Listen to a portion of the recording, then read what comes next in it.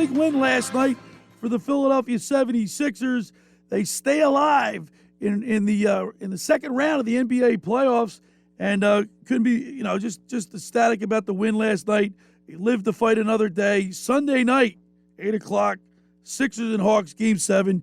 And to talk a little bit more about the heartbreaking losses that the Philadelphia sports fans have had to endure over the last several years, let's go to the Barb's Harley-Davidson Sports Hotline and welcome into the locker room from the Philadelphia Daily News, Ed Barkowitz. What's up, Eddie? What's up, brother? Hey, man. I'll tell you what, we were sitting on the edge of our seats last night, weren't we? And you know who was sitting right next to you? Ben Simmons. Yeah, Scotty McKay and I alluded to that. I thought Doc Rivers did a pretty good job keeping Ben away from the Hack-a-Ben situation. Yeah, it's amazing how that has just deteriorated, that they are winning despite him. I've always been a big Ben Simmons advocate, but his head is just not there offensively. Defensively, he's okay, but offensively, you see in sets, even in the middle of the game, he goes down there, he'll set a screen or two, and then just kind of drift off, and it's almost like 4.5 on 5 basketball. So I'm glad you said that. So you're in the Ben Simmons camp. You're a big Ben Simmons supporter. You have been. I know a lot of people that are on the other side of that equation. In particular, my twin brother Bobby. I have been talked into coming around. In the beginning, the last several years, I was not in the Ben Simmons camp. I don't want to say I'm fully committed because of his display in this round of the playoffs, but I was coming around. But Ed, I'm back off it, I think, because tell me why. Do you still feel the same way you do? Do you still think that he's a generational player? Do you still think that he can turn it around and develop a semblance of a jump shot, a semblance of a foul shot? I mean, at some point, when does that happen? This isn't his second year. This isn't his third year. I mean, you kind of got to worry about, and frankly, there's a money issue, and in this, in a salary cap world, there's a money issue. Someone will pay for him now, whether it's the Sixers or not, I don't know, but you see this occasionally with athletes where mentally they just kind of get blocked.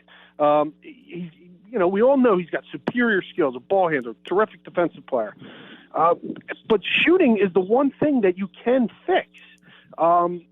But you have to kind of get between the ears a little bit. But when Magic Johnson came into the league, 40 years ago, he was not a great shooter. He developed into a great shooter. Michael Jordan developed his jump shot. Yeah, but they were better than. But Ed, let me interrupt you for a second. You're right, but they weren't as bad as Ben is. I mean, they had a jump shot. Right. They weren't the best, right. But they weren't as bad as Ben Simmons is now.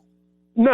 I absolutely no. But I guess the point is that that's a part of the game that can be developed. It's not unprecedented for guys who, and he doesn't have to shoot 50% from the field. He just has to be able to shoot. So that, you saw where Gallinari on the one play was playing below the foul line with Simmons, and that there's no space for Joel to work.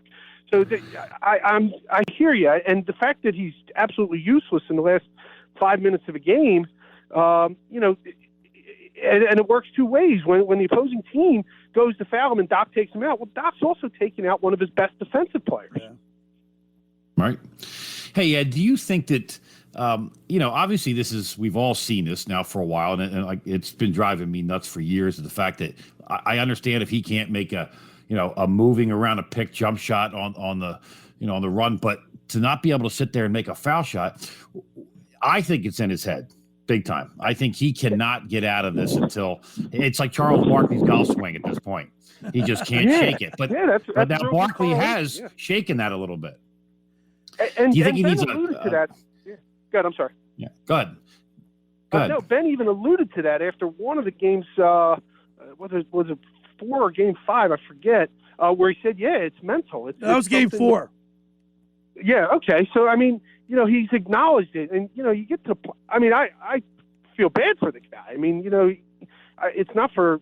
I don't think it's for lack of trying. I just think that there's something, in between the ears, that's just not connecting. And it's not unprecedented. We've seen this in athletes before. The second baseman who couldn't throw the ball to first base, the catcher who couldn't throw the ball back to the pitcher. There's these mental things that get into these guys' heads sometimes. There was a real good golfer who was like on the tip of a top 10 kind of thing, and then just fell off the planet. So it happens, but it can't happen in a playoff series, and you need Tyrese Maxey to bail you out. And that's been the knock on Ben Simmons, especially with the detractors. They're saying, look, in the regular season, he's going to get his triple doubles and he's going to look like a superstar. And he plays, in the regular season, he plays a little defense. He's going to stand out. But when the playoffs roll around, it's a different beast. And we're starting to see that. All right, we're talking with Ed Barkowitz from the Philadelphia Daily News. And by the way, Ed, one of the reasons why I wanted to get you on, you wrote a piece in the Daily News, which, by the way, I want to congratulate you on your retirement that's coming up, I guess, in July, you said? Yeah, that's right. To be quite honest with you, it's going to give me some time to spend with my dad. And that's kind of the motivation here. But, yeah, hanging on until the Sixers playoff run and maybe help the fellas out a little bit with some training camp preview stuff. But, yeah, after 31 years, they're calling it a career. Well, you've been a great scribe for the Daily News. I have it delivered to my house. I'm old school. I get ripped for it by all my peers in here, but that's all right. I love walking to my front step and walking down there and picking up my paper in the morning. But you did write a piece, the 9 most heartbreaking losses for Philly teams, and you started off with the 1964 Phillies, but to me that wasn't heartbreaking, although I was 3 years old, and I don't remember it. But I can't say that was heartbreaking because that happened over the course of time. Do you know what I mean? That's frankly the headline. The theme of the piece more is of epic collapses. Right. It came following the 18-point and the 26-point losses from the Sixers. So it was more like a collapsing. A look at like the epic collapses that we've had to endure. Well, I do want to mention the 2002 Nfc Championship game, the last game at the Vet. I was at that game, and talk about dejection. Is that when Rondé Barber intercepted Donovan McNabb and took it to the house? And I had Buccaneers and over, so I was the only one. Line was 33.5, and that made it a 27-10 final. Mitch Williams giving up a home run. That was like, I can't remember a time where my heart was ripped out of my chest with those two games. And the series, that 93 series, that swung on the collapse in Game 4, where the Phillies were up 14-9. Right. The Phillies put that away, tied the series, and then they have Schill the next day.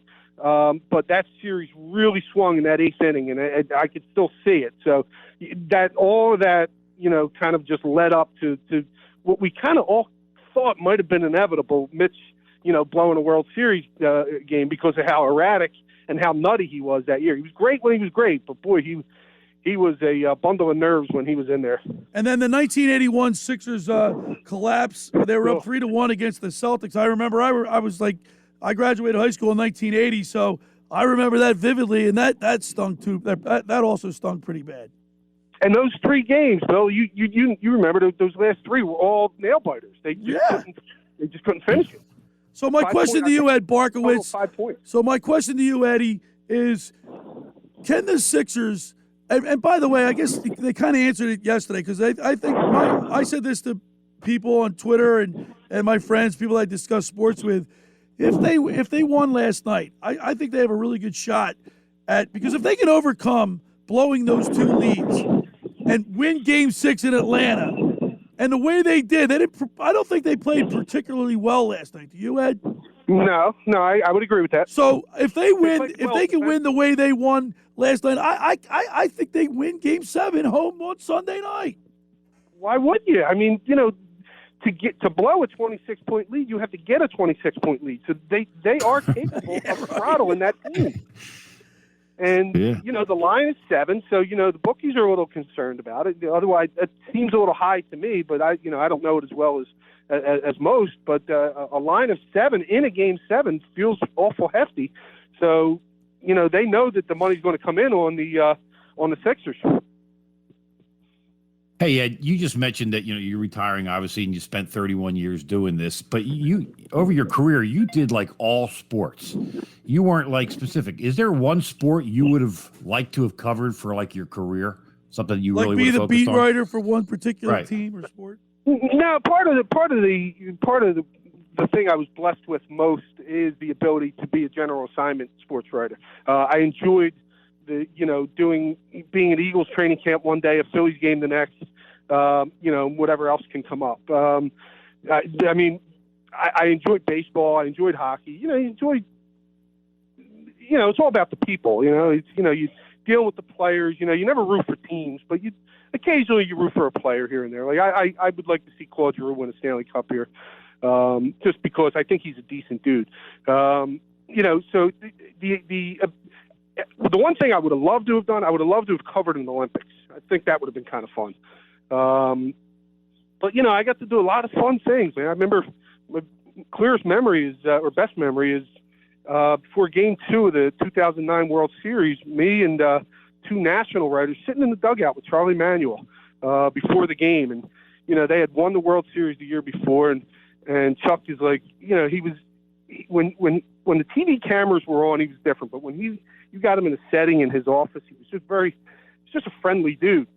And he was remarking, how is it that I'm here managing a game in the World Series?